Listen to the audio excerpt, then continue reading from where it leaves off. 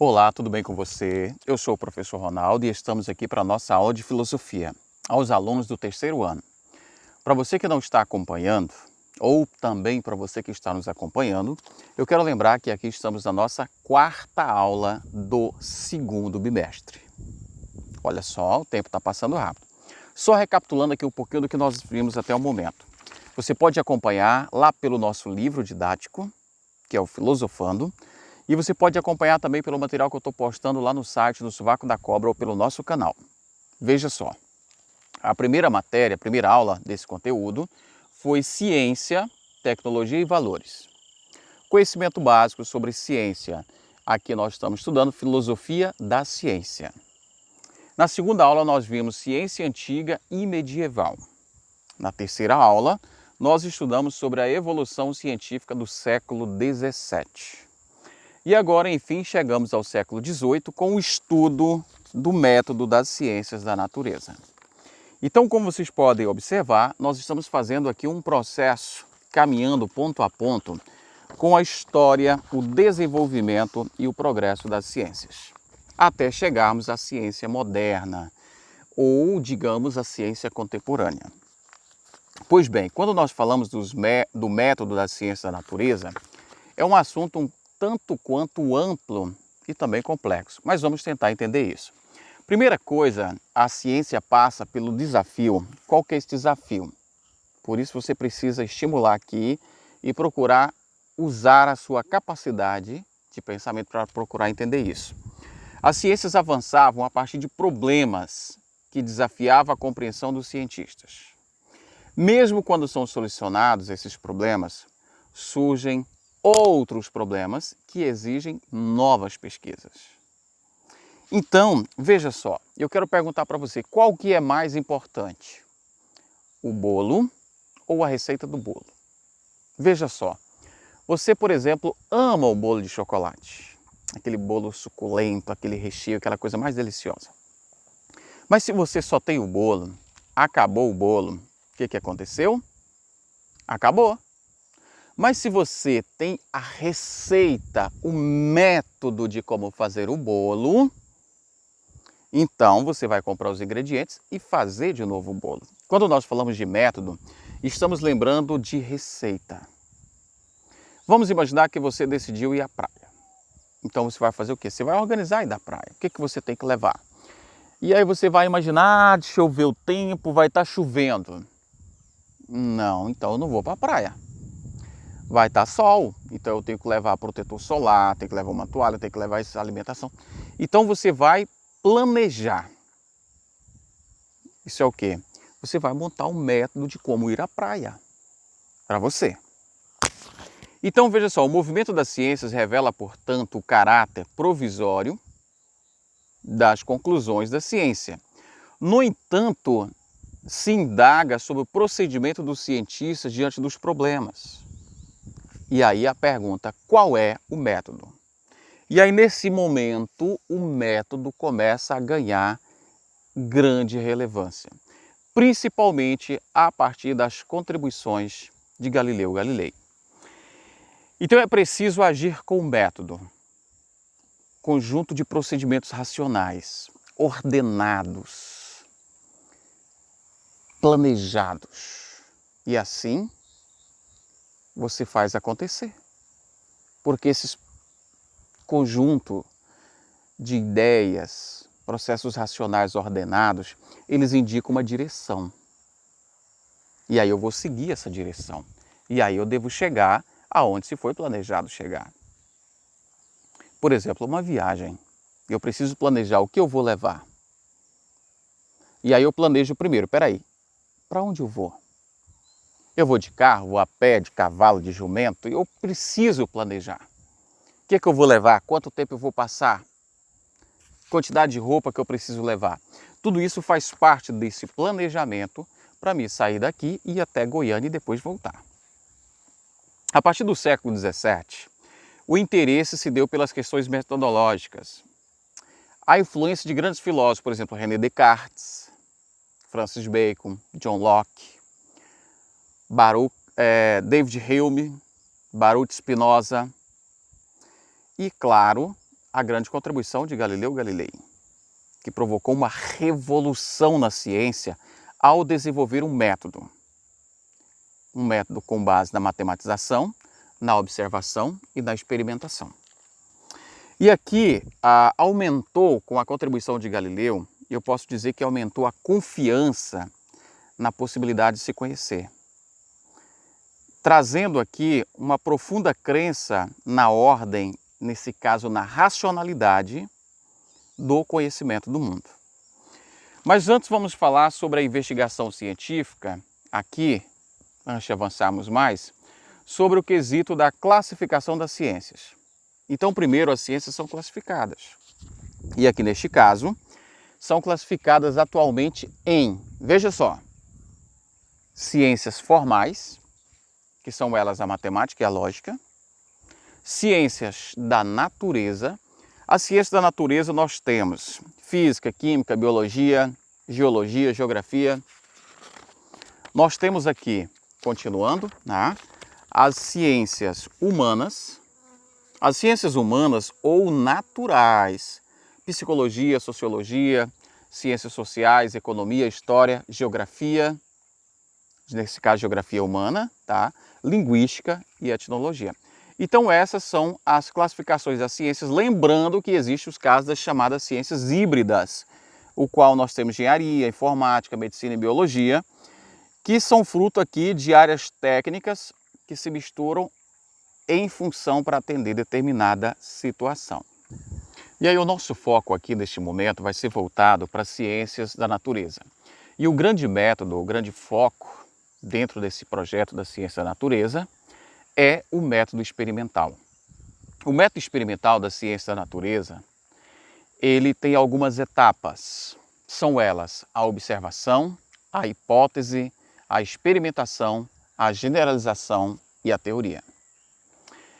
Mas nem sempre isso aparece assim, ou nessa ordem, ou organizado dessa maneira. Mas, de maneira didática, apresentaremos essa ordem.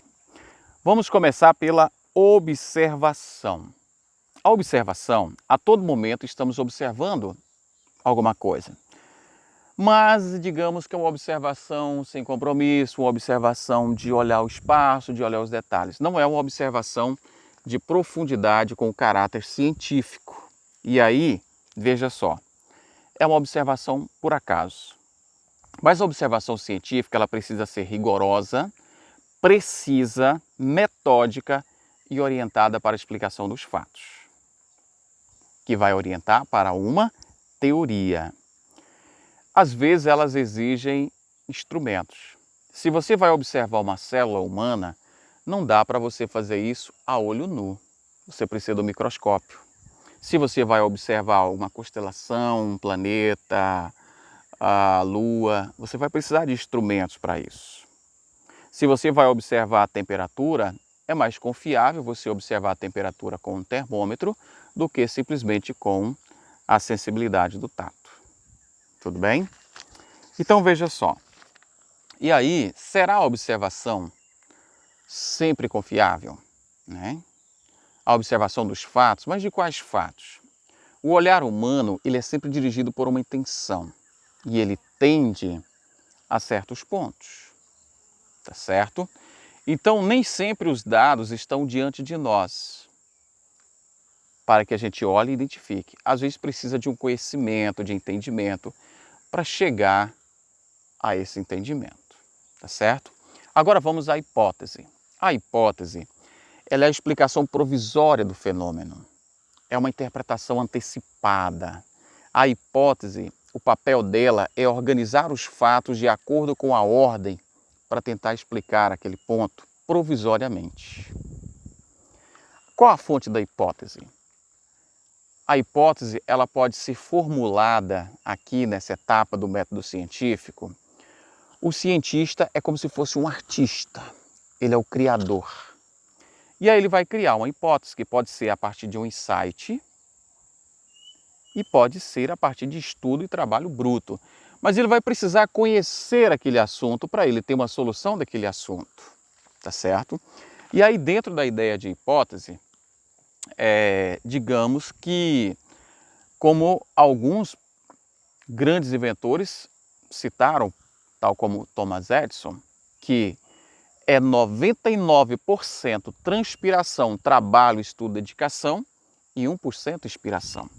Então a hipótese, o que vai virar a grande resposta, nem sempre ele é só um insight, pronto, chegou a resposta. Nem sempre é assim, tá bom?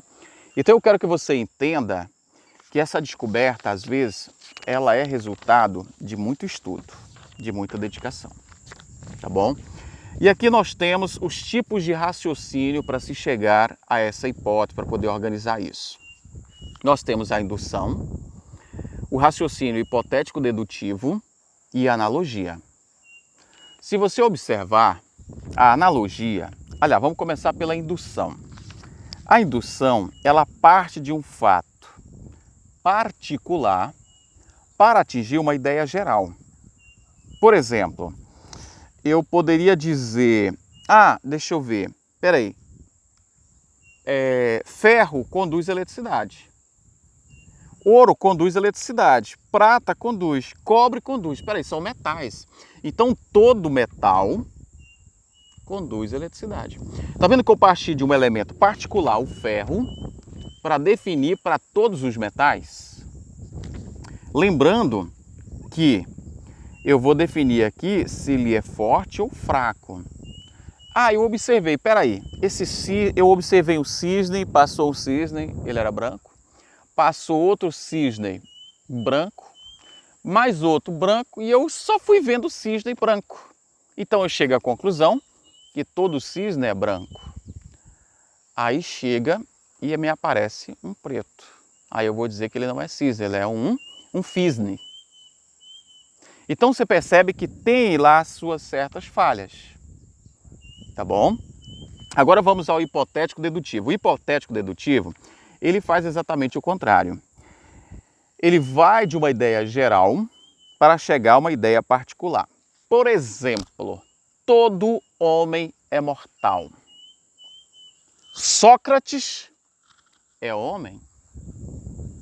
Então eu posso dizer que Sócrates, portanto, é mortal. Eu peguei uma ideia no geral e trouxe ela até chegar a uma concepção particular. Tá certo? Então, neste caso, eu posso dizer que são argumentos válidos ou não, depende da premissa. E aqui, por último, nós temos a analogia. Analogia é quando eu estabeleço uma relação, uma semelhança. Se funciona para esse, então vai funcionar para esse. Exemplo, se eu apliquei uma medicação no rato, deu certo, então eu posso supor que vai dar certo para seres humanos, porque são sistemas semelhantes, são mamíferos e tudo mais. Tá bom? E aí, quando eu vou tratar de uma hipótese, eu preciso do tipo de raciocínio e eu preciso também tratar do quê? Relevância. É relevante? Tem uma precisão nessa abrangência? Depois, ela pode ser testada? Tem como eu testar e verificar se ela é verdadeira? Tá? Eu preciso olhar esses detalhes com precisão. Depois, eu preciso analisar se ela é compatível com o que já foi falado, com as hipóteses já testadas. Se ela é compatível entre si, se é coerente, se pode indicar um novo caminho válido, ou se é só uma especulação vazia. E aí eu chego à nova etapa depois da hipótese, que é a experimentação. Aonde eu vou observar, no estudo desse fenômeno, se a hipótese é verdadeira ou não, se ela é válida. E aí na experimentação eu preciso repetir o fenômeno, variar as condições da experiência, tornar mais lento o fenômeno para testá-lo e, claro, simplificar o fenômeno. Se eu faço um bolo com 10 pacotes de trigo, eu preciso repetir a receita com, de repente, 1 pacote de trigo, 1 quilo. E a receita tem que dar certo. Eu variei a quantidade, mas a receita tem que dar certo. Tá bom? Então, aqui entra com grande importância a matemática como instrumento para analisar esse método. Nem sempre a experimentação é simples, Porque às vezes a experimentação ela é o momento que precisa para refutar a hipótese ou confirmá-la. Porque se a hipótese foi refutada, o cientista precisa buscar outra hipótese até validar aquele processo, para se chegar à generalização. Porque a generalização, ela vai ser o quê? É o momento em que a análise dos fenômenos leva a formular uma lei, algo que vai valer para tudo, naquele sentido. Se a temperatura de um gás aumentar, mantida a mesma pressão, então seu volume aumentará. E então descobre aí uma relação constante entre os fenômenos. Sempre que eu aumento a temperatura, o gás aumenta seu volume. Então isso é sempre. Então isso se torna uma lei. Eu vou dizer que é o processo de generalização e validação aqui da teoria. Quais são os tipos de argumentação? Então aqui eu vou ter o quê? Dentro desses tipos, aliás, quais são os tipos de generalização? Eu vou ter a questão das leis empíricas e alguns casos dessas leis que podem ser particulares, tá bom? E vamos lá. Avançando nesse processo, nós chegamos aqui à ciência como construção. Então a ciência ela vai precisar ser essa construção, tá? Nesse processo. Então, como você pode ver, nós temos aqui, dentro desse processo, a ideia de que teoria, nós temos aqui a ideia de hipótese e nós temos também a ideia de lei. E você precisa observar como se vai dando essa construção para se chegar, então, a uma teoria científica. Você viu que não é algo tão simples, não acontece por acaso. Mas o que define ela como sendo verdadeira?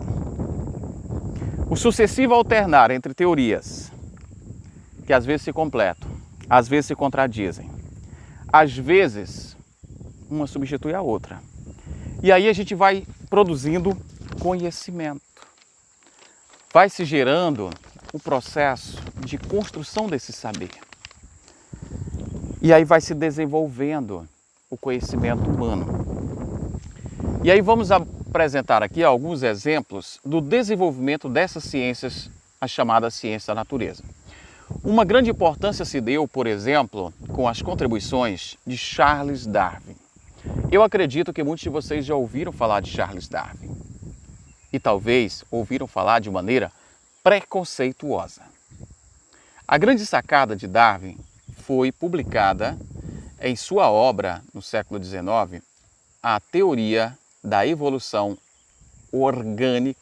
Aliás, essa foi a primeira publicação de Lamarck. A de Darwin foi em 1859, com A Origem das Espécies. O que Darwin percebeu? Tá? Que ao observar exemplares de animais coletados em suas pesquisas, ele percebeu que havia um padrão. E qual que era esse padrão? Ele percebeu que havia dois elementos base, fatores importantes na origem de novas espécies. E era o quê? Variação e seleção. E ele foi construindo essa ideia, até que ele chegou à conclusão de que sempre há essa variação e essa seleção para o surgimento de novas espécies. Inclusive, o ser humano estava incluído nesse processo. Aí a confusão começou. Tá? Aí a confusão começou. Por quê? Se o ser humano estava incluído, então poderia-se dizer que o ser humano descendia de um ancestral. E aí entrou a confusão religiosa. Por quê? Ele observou que determinada espécie sofria mudanças nas diferentes regiões. A igreja não aceitou. Muitas pessoas da época não aceitaram isso. Mas essa ideia de Darwin foi denominada de criacionismo. Ainda hoje, grupos de inspiração religiosa, grupos radicais, são contra a teoria de Darwin.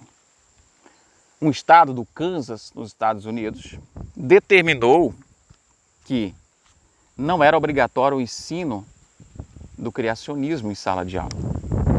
Mas aí eu pergunto para você, eu posso não concordar mas eu sou obrigado a saber. Porque se eu estou refutando e me colocando contra algo que eu não sei o que é, isso não é conhecimento, não é sabedoria, é preconceito.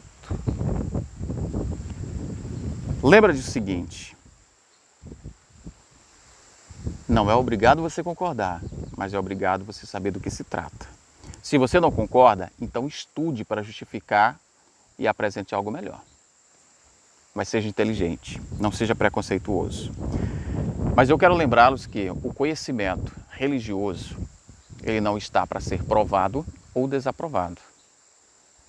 A base dele é a revelação e ele está posto para a fé. O conhecimento científico está posto mediante, como eu já passei com você, todo o método científico. Então não foi algo lançado ao léu, teve um estudo, um método. E são departamentos diferentes, portanto não se confunda com as verdades da ciência e as verdades da fé. Certo? As verdades da fé, elas são irrefutáveis, porque dependem da revelação. No entanto, alguns admitem uma inteligência criadora. Outros dizem o seguinte, tem ponto forte, tem ponto fraco. E outros acreditam que, não, faz sentido, é verdade, faz sentido. Mas ele prefere não concordar. Tudo bem? Então veja aí, dá uma estudada, aprofunde-se um pouco na teoria do criacionismo. E veja se você concorda ou não. Depois vai na teoria de Darwin, da evolução das espécies. E veja se você concorda ou não. Você precisa conhecer para tomar uma atitude. Então, avançando sobre a genética. A teoria desenvolvida, a teoria darwiniana, ela ganhou novos âmbitos com o avanço da genética.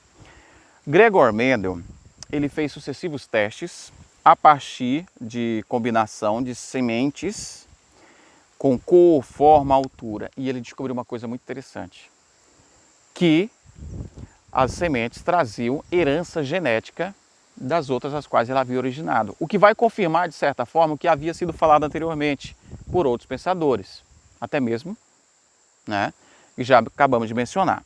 Então, assim, ele usava a matemática na ciência biológica. Algo impressionante, isso foi transformador, tá? E aí nós vimos o surgimento da genética. Mas a grande descoberta se deu em 1953 com a descoberta do DNA. Depois, a primeira metade do século XX. E aí, vários cientistas de várias áreas, bioquímica, biofísica, microbiologia, começaram a trabalhar nesse assunto. Para explicar como os átomos se organizavam, se duplicavam, para chegar ao que nós entendemos por DNA. E como o DNA poderia trazer em si toda a informação do ser que ele ia formar. Os ácidos nucleicos, que dirigiam a produção de proteínas, cuja sequência é única em cada pessoa. Foram descobertas revolucionárias. E aí, decifrar a constituição genética poderia trazer cura de doenças, prevenção de males, poderia trazer inúmeras contribuições. Mas vem o outro lado. Poderia trazer também clonagem humana, utilização de célula-tronco e tantas outras coisas. E aí? Você concorda? Não concorda? O que você me diz sobre isso? Mas chegamos à crise da ciência. A ciência estava de vento em popa, indo muito bem, mas quando chega, a partir do século XIX, começa a chamada crise das ciências, com algumas descobertas que colocou em xeque verdades que pareciam inabaladas. Por exemplo, Nikolai Lobachevsky, que percebe a curvatura do espaço, que é possível traçar infinitas retas paralelas. A física newtoniana, não newtoniana, que foi exatamente a superação da física newtoniana, aonde se percebe aqui que tempo e espaço já não são mais entidades separadas. A teoria quântica do estudo do fóton, E aí nós chegamos à epistemologia, que é o quê? Ao estudo do conhecimento, a teoria do conhecimento, que é designar o estudo do conhecimento científico do ponto de vista crítico. A ciência começa a ser também um motivo de análise e de estudo da própria ciência. E aí nós chegamos ao ápice disso com o Círculo de Viena, tá? Que foi dentro da perspectiva do positivismo lógico. E aí nós chegamos à ideia da verdade ou da falsidade de um argumento científico. Tá, deixa eu explicar isso para você. Se eu disse que isso aqui é verde, enquanto ninguém conseguir provar o contrário, isso aqui vai ser verde. É uma verdade. Então, por isso a importância da falseabilidade. Se aquela verdade for provada que ela não é verdade, ela não passou no teste. Então, ela deixa de ter sua validade científica. Certo? Que vai ser a ideia proposta por Karl Popper. Isso já após o Círculo de Viena. Tá bom? E, claro, não podemos esquecer das obras de Thomas Kuhn, que ele apresenta aqui uma visão muito interessante quando ele afirma que o trabalho científico se desenvolve baseado no modelo consensual adotado pelos cientistas. Então ele faz uma crítica severa, tá bom? Com a ideia de consenso, tá certo? E aí nós tivemos várias outras contribuições dentro da ideia do empirismo.